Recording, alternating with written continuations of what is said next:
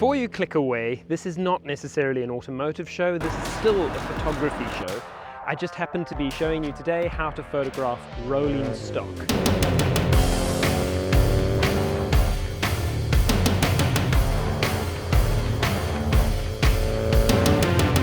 The term rolling stock refers to photographing any vehicle that's actually moving on the road while it's moving on the road. Obviously, there are a million ways that you can do this in Photoshop so that you can take a single photograph of a car stationary and then add all sorts of blur and all sorts of effects to it, and then suddenly you have a vehicle that looks like it is driving. However, that's not how the professionals do it. This is not how we do it when you're shooting for a magazine or for a marketing brochure, or even when you're shooting for product launches, for instance. It always looks better when you photograph a car on the road and it's actually moving. Before I dive into rolling stock, this is a self-funded channel, so it means it is not sponsored by anyone, but I do happen to get some kickbacks from affiliates. So the audio for this particular video has all come from audio.com, which I've been using for the last 2 years, I think. They're a fantastic and growing audio source out there. So if you're looking for music or special effects for your videos that you're creating for commercial or private projects, audio is one of the best places to go to. And better yet, it is one of the cheapest places to go to, despite the fact that they have such amazing music, which you can even get the stems from the music now, which is awesome, awesome, awesome. For a limited period of time, if you use the code EMIL70 on checkout, you can get 70% off on your annual subscription to audio, which I highly recommend. If you do any video work, this is the place to go. Right, with that out of the way, let's get back to rolling stock. If you're into vehicle photography, you've also probably seen the really interesting videos of the DJI and various other manufacturers and their approach to being able to photograph rolling stock with these great big machines that basically plug onto either the chase car or onto the vehicle itself, and then you photograph it while it's moving on the road. This is great for videography, incidentally, but it also costs a bomb. Now, in the past, when I photographed for clients like logistics companies, Top Gear magazine South Africa, and a few product launches like that of the Subaru Forester and Outback XT, the idea is to get as realistic and as natural a look into the vehicle as possible as when you're driving. And the best way to do this is, of course, shooting real photography. Okay, but I don't necessarily want to lose the vintage petrol heads who have no doubt landed on this channel because of this. Now, this is a 1974 model Audi 100 Coupe S. They were manufactured between 1969 and 1976 in Germany. There were 30,600 odd vehicles manufactured, of which quite a number of them ended up here in South Africa. And to this day, some of the best examples of this particular vehicle are still found in South Africa. Keeping on with the petrol heads who are no doubt watching this, this has a 4-cylinder inline engine which puts out about 112 horsepower. The thing that set it apart when they originally started marketing it was the fact that it could reach a top speed of about 167 or 169 kilometers per hour. Not that I would necessarily drive it that fast. If you've driven a modern day vehicle and then you get into this, it's a different experience. A lot of fun, but not something you necessarily want to go tearing down the highway in at 150 plus kilometers per hour. There are some pundits on the internet that claim that this is one of the most beautiful cars that Audi ever made, and it was certainly a turning point for Audi in the 1970s in terms of the direction that it was going in. If anything, it's actually something of a hurrah after the 100 LS came out, which was the sedan version, and which some writers claim saved Audi, because of course when Volkswagen bought it, they were going to tear it apart and just turn it into Volkswagen. At any rate, this vehicle was even the test bed for the famous Porsche 928 in the end. But that's aside. I'm not necessarily a motoring journalist, and I'm not a YouTuber who talks about cars necessarily. This just happens to be a really nice example which I have access to, and we're going to use it to be able to show how to photograph rolling stock. First, let's look at the equipment that you're going to need. When you're starting out, a lot of photographers think that you need a bucket load of equipment to be able to photograph something as simple as a car rolling down the road. this isn't the case. You can actually get away with an entry-level DSLR lens of around 24 to 35 millimeter and potentially a polarizer or a variable ND or at least a 3-stop neutral density filter that you can put onto the front of your lens. Now, the reason behind the filtration is quite simple. If you're photographing in full sunlight, you still need to be able to get a long enough shutter speed that you're going to get drag in the background behind the vehicle as it moves down the road.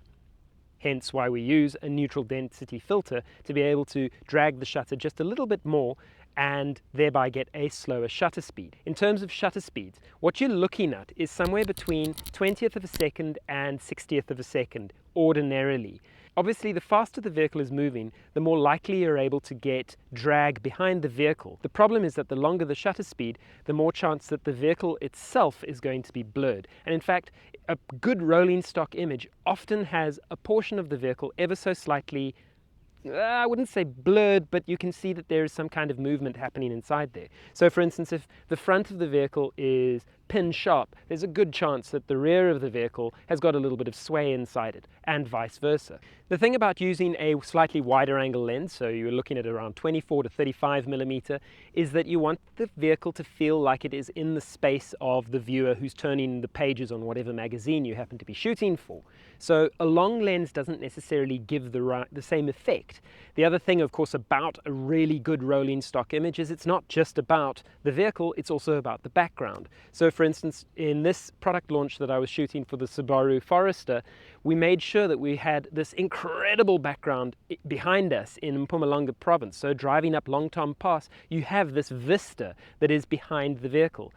Those shutter speeds on that particular shoot were around 30th to 25th of a second, and you can see that there's enough movement in the road, and of course the wheels are spinning, but the background has enough sharpness in it that it still looks like it is this great big vista. If you're wanting to show more movement in your actual background as well, make sure that you have close by objects, so call it trees, fence lines, buildings. The closer they are, the more drag you're going to get inside that photograph itself. If anything's very far away, not so much movement is actually going to be shown inside that particular image. So when we're talking about the exposure, we know that we need to get a shutter speed that is going to allow a certain amount of drag as the vehicle is traveling. By drag, I mean that you are dragging the shutter and you're forcing it to stay open for longer than you would necessarily want to freeze movement, because of course we're actually trying to blur movement. This means that all the rest of your parameters are basically in line with that. So this comes down to your normal exposure triangle. Make sure that your ISO is nice and low. Make sure that your aperture is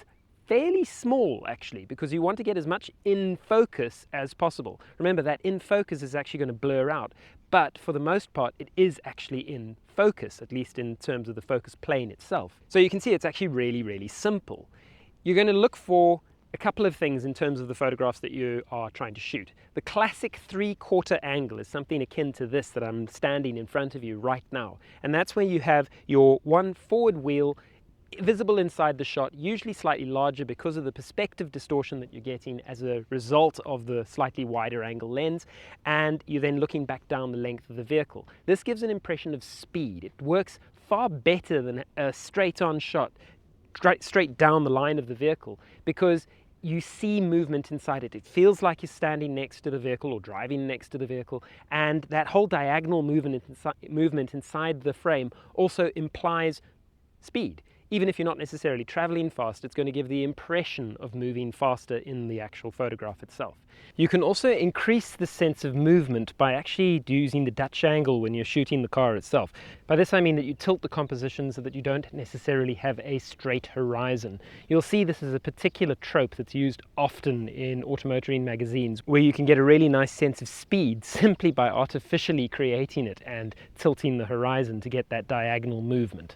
A good idea is to have a shot list of images in front of you, and what you're going to do is you're going to try and get each of the 3/4 angles, including the rear, because the rear is actually a really important part of the design of a vehicle. So you're going to aim for those angles, and of course you're going to try and aim for a 90-degree parallel shot. So those are the images that we're going to look for when we're actually shooting.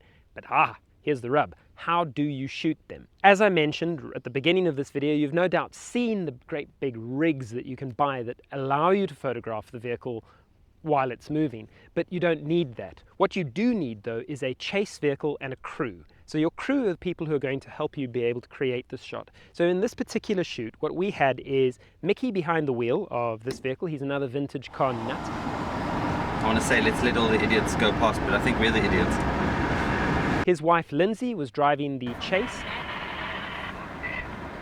And my wife, Jackie, was photographing the behind the scenes while I was leaning out of a car and photographing this one while it's moving. So now this is obviously going to bring up quite an important consideration, that of safety. By and large, on every shoot that I've been with, and this is including with 5-6-man teams for big publications, although we discuss safety and we make sure that everybody is aware of what we're going to be doing and everybody is considerate of the other traffic, and often we've also applied for permits to be able to drive or shoot in a location, it's not necessarily the world's safest thing to do, because you are actually going to be hanging out of a car, for want of better words. Not necessarily hanging out of a car. The most common chase car is a hatchback vehicle or a station wagon type vehicle, because what you'll do is you'll pop the rear door up, and then the photographer will sit in the back and photograph the vehicle that is doing chase, or sorry, will photograph the vehicle that is following the chase vehicle. Another option is to use a van like we were using on this particular shoot. Let's roll.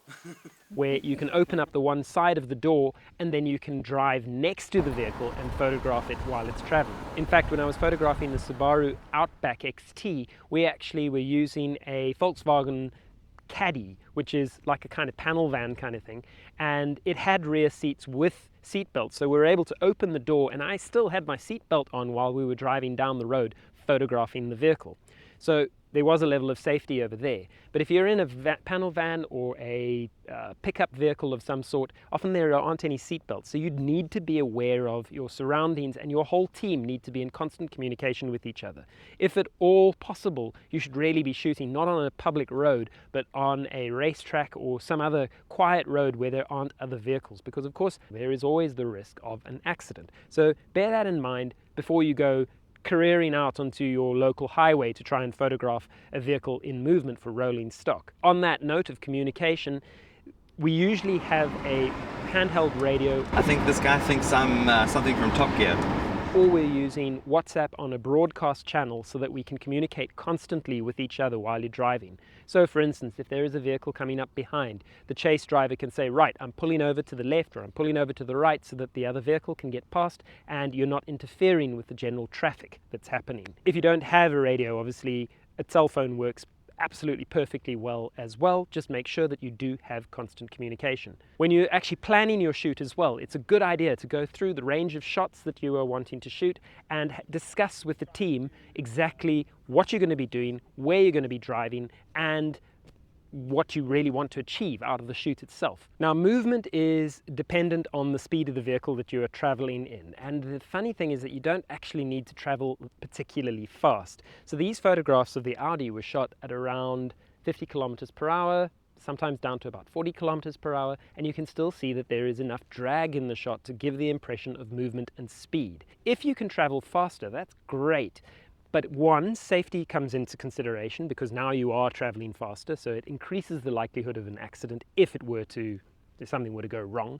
And then the other thing is that the faster you go, potentially the harder it is to actually get the whole vehicle in focus, because now you might have more vibrations running up the vehicle itself. So you'll find that there's a happy medium somewhere between sort of 40 kilometers per hour and 70 kilometers per hour that you're able to get decent photographs. Yes, it would be great to travel faster, but as I say, it's not necessarily going to be an opportunity to be able to do so. The other thing is, it's like these photographs of the Subaru Forester, I was actually standing up inside the sunroof of a VW Tiguan.